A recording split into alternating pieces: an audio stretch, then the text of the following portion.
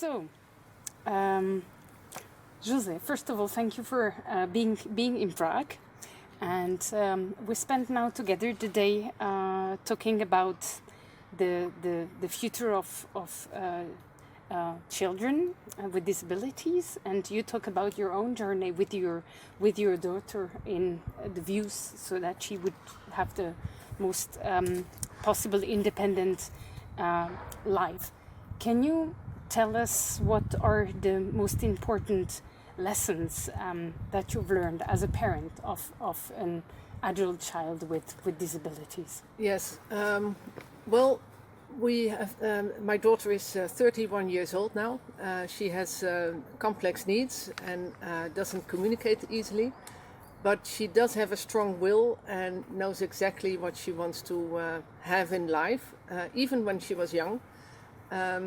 But she is, for social services, a complicated human being. So we had the experience that the standard offer that care providers could offer didn't really fit her. And it was our nightmare that she would end up in an institution where she would run the risk of being isolated, neglected, abused maybe. So we had to continually come up with our own alternative support system. And it hasn't been easy, but we succeeded in providing her with an independent life. She lives in her own apartment now. She has a team of 5-6 assistants who assist her day and night. And that is mainly because of a personal care budget. We have that system in the Netherlands, so you can get the money that institutions get to provide for your alternative care system. But despite the money, it hasn't been easy, but it can be done. And we mostly learned from other parents. During these 31 years in her life, we met other parents of children with disabilities, and they helped us from their experience about intervention method, early intervention, for instance, therapists that would come at home and help her. How to navigate the assessment system, how to get the money, and also how to involve other people, volunteers for instance, to help you out. Because it usually is either you have to take care of your children with a disability as a parent and are very isolated, and if you can't manage that, you sort of have to hand over your child to the professional care, and there's nothing in between, and you have to have people around you to involve you and help you setting up a good support system. So if you ask me what is the main lesson, is that ask other people for help. And a lot of people want to help, especially if you exactly tell them what they can do, because So you actually mentioned the support people around your daughter. So how did you manage to set up such a support network or support around your daughter? How did you do this? Well, the starting point was that we were able to secure a personal care budget. And in the Netherlands, you get quite a good sum. The money the institution gets is handed over to people who want to organize it themselves. So you can actually hire people to come into your home and work as a support person. So we try to find people who are willing to work. The pay is €20 an hour, which is not comparable to what people work when they're actually employed. So we find students mostly. We instruct them, we train them. We make sure that they get supervision, and we make the schedule, we organize what they can do. So they do the actual assistance, but we parents put in a lot of time and effort to make sure that it runs smoothly. You're the case manager, basically. Case manager, yeah. The location manager, sort of. But it is a way to provide her with a proper care and support, and she is able to, thanks to the assistants, to be safe, because it's important to be safe. So she gets food, she's dressed. She cannot be alone in the street, so there's always someone walking with her or go on the public transport.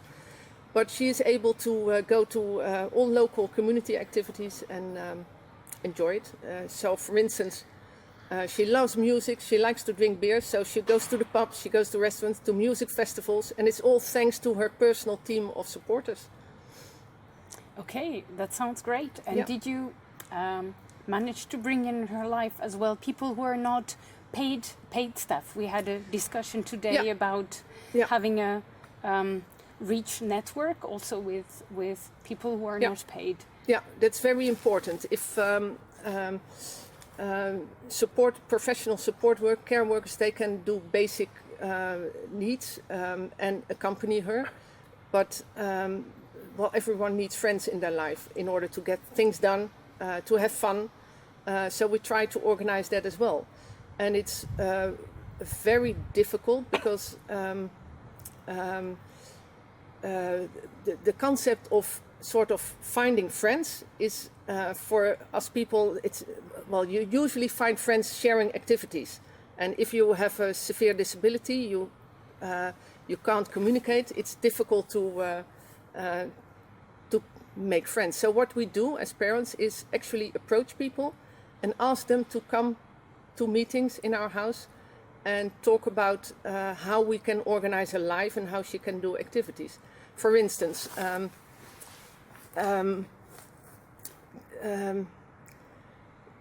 like I said, she likes music and she likes to go to music festivals. No, we have to start over here. It's one of the things we do in order to have a good life for her is to organize meetings every year and talk about what she wants to achieve in her life, what she wants to do, basically. And we use this instrument of personal future planning, and it starts off with asking, well, let's say in 3 year times, where do you want to be? What is your dream? We start from that ideal and try to arrange things so that she can actually achieve it. For instance, at one point in her life, she said, I wanted to go to university. And it seems a ridiculous idea with her disabilities. So what we did was ask, first of all, why do you want to go to university? What is it in that dream which attracts you, which appeals to you? And she said, I want to be with other young people, have fun, listen to music and drink beer. That is student life for her. And then the dream became a bit more realistic, because we can organize to have her to have a beer and to go to music festivals.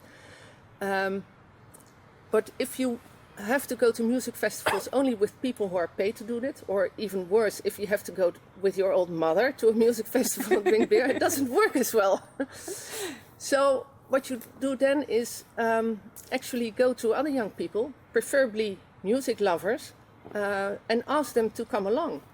And it seems an odd idea to go to a random stranger you meet and ask, do you like music and do you want to go to a music festival? But it's actually the thing to do. Mm-hmm. Approach people, ask them to come in a meeting, get to know each other, and then ask, are you willing to meet at the next music festival? And then you'll build up acquaintances. And if you invest in that kind of work and ask people to come and help, you build up actual circle of friends. And you can have friends in all sorts and sizes, and you don't have to go to meet each other every week. But if you get people in and ask them to help do the next phase and do the casual activities, most people are, they love to do that. They like to help. And of course you meet always people who don't understand it. Well, they don't go to the meetings, but there's always people who do want to come. And can you tell us, I think your daughter is nonverbal, or she doesn't communicate with words. I think it's very difficult for most people to imagine such a planning session about your future with a person who is nonverbal. Can you tell us a little bit more about how it works in practice, how you can really do that with the people who are supporting her? Yes, she's nonverbal, but she does communicate in her own way. Although we didn't find out about that until she was 14. So when she was young, we sort of had to guess. But if you're a parent and you know your child, or if you get to know her even as a friend, you do know what she likes, and because everyone can express dislikes, for instance. If you don't want food, you push it away, or you turn around, or it's these simple things. So it's about getting to know someone and guessing what someone would like to do and what they enjoy. And these kind of emotions are detectable always. So you can build on that. And in every phase of someone's life, you can get together and say, well, for instance, if you have the question, she would need more physical exercise and go out. What can we think of? It starts with the question, what do you want? But if this person cannot express themselves, you have to guess, and you can make educated guesses, sort of. She probably likes swimming, so let's find a way to get her swimming. And if you work together on in these sessions on a personal future planning, you might consult with each other on where's the swimming pool, who can come along with her, how do we know, well, that kind of very practical things. And while doing that, you can always see if she likes it or not, or to prolong it or to change the dream, sort of. So her communication methods or habits are known by other people, so you can rely on the fact that her friends and volunteers or the staff knows how to communicate with her. Well, the thing is that nowadays she can communicate more effectively. So, but even if she can't, what you do is build up a relationship and get to know someone. So it's not in the first meeting that you can establish exactly what she wants or to get to know her, but it's about meeting more often, repeat it regularly, and discuss with each other what can be done to help her, to support her. So what is at the moment the target that you have in the individual plan with your daughter? What are you working on? I think we've worked out very well so far. She lives in her own apartment. She has her staff workers. She has regular meetings in her local community, in the local community neighborhood community center. There are activities there. She's accepted. She's known. She is greeted. She's welcomed, which is all very good. She's happy. But we have to organize a lot of things. Like you said, we're the managers, the case managers, and we put in a lot of time. And if I'm getting old, I'm not sure if I can bring up the energy. And at one point, I'll even die. Even I will. So what worries me is who will take over? Who will make sure that she can lead this independent life with her friends and her support workers? That's a very important question, and I think the only way to achieve that is that we have to rely on this circle of friends. So we have to invest in building up this group of people who will regularly meet, who will know her, and we have to place our trust in them that they will take over that work once we're gone. And part of it is leave instructions. Part of it is describe it in your testament. Is that Yeah. Describe, sort of give instructions how to follow this path. Leave some money. If you have some money, it helps to bring in a professional to do this future planning. And in our testament, we said that at least once a year you will have to do this testament and have to work on a circle of friends and pay for someone to do it. Because it's a process you have to know, and it helps if someone is trained to do that. So we hope that it can continue after we've gone in this way. And the second thing we're working on is that we want an organization, because we're not the only ones who have succeeded in setting up such an independent life for our daughter outside the regular care system. There are more parents, but they all have the same problem. What will happen if they're gone? And our dream is to get an organization that will make sure that it will continue. We need money to do that, because people can invest time only if we're paying them to do so.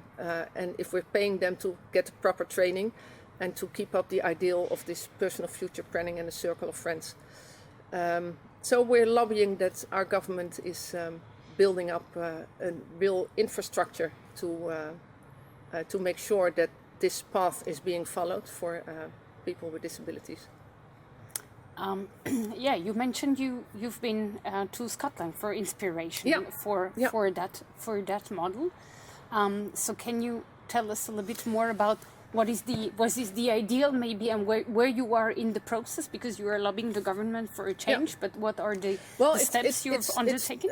Scotland is inspirational because at one point, I'm not exactly in which year, but they decided to close down all institutions, and people were transferred within the community, usually 3 or 4 people living together in a family home, and there will be support workers, there will be staff. And they recognized, and it's not always recognized in deinstitutionalization processes elsewhere, but in Scotland they recognized that it's not enough to put people in a house and to provide support workers. You need a circle around it. You need people who do the personal future planning to keep it on the right path. You need supervision for the staff workers. You need a pool of staff workers who can be backup if a support worker is ill. In our case, we fill in the holes in the schedule. If someone falls sick, we'll act as a support worker. Yeah. But when I'm dead, there won't be. So you need a pool of staff worker and an organization who makes sure there are people who do that. The crisis management. Yeah, exactly. And they did so in Scotland. So by setting up this pool, by doing the negotiations for the wages, by hiring people, training people, and they've set up support workers for various groups, various group homes, and this support worker will supervise and arrange things, but this support worker will also be guided by an organization who works on the ideal, the moral values. Why do we support people within the community and not in institutions? Why do we train them this way? Why do we use this instrument of personal future planning? You have to repeat it over and over again and train people, and Scottish government provided money for that. So it's, and I call it to build up a social infrastructure around these initiatives. And we were inspired by what happened in Scotland, so we'll present it to Dutch government. We're in the process of doing that, and we hope they will finance it and recognize it, that it should be done. It's a very new thing for our government, because we live in a country in which care providers have merged a lot. We have, I think, 5 large care providers, and they have thousands of clients. It's a not-for-profit company, but it's a company with a revenue of €1 billion, 12,000 clients, 13,000 staff members. It's huge, and that can't work. It's about keeping it a small scale, so you see exactly who you're working for and who you want to support. So it should be, basically these large companies should be broken down. Yeah. So you're certainly not doing this alone. No. But you are doing this with other parents. Yeah, other parents. How many are you, and how did you find this common interest, or how did you meet? Well, actually, if you have a child with a disability, if you have a disability, if you have a child, I mean, you meet other people. You meet them while you bring your children to school. So these informal networks build, and if you have a child with a disability, you'll build an informal network of other parents of children with disabilities. And from the beginning, I learned a lot from other parents. I use their experience, and I'm older now, and I support other parents. It's an ongoing network. What we had in the Netherlands 20 years ago were strong parental organizations. They have diminished in strength because they don't get a lot of funding from government, and people don't become paying member. But people organize themselves via social media, for instance, via Facebook, which is okay for the swift contact, but you don't get any strategic lobbying. So what we try to do is organize parents in such a way that they go the next level, not just for their own children, but form strong parental organizations, whatever you call them, invest some money, and we're in the process of doing that. And now with the specific purpose of building this new organization which would support independent living options.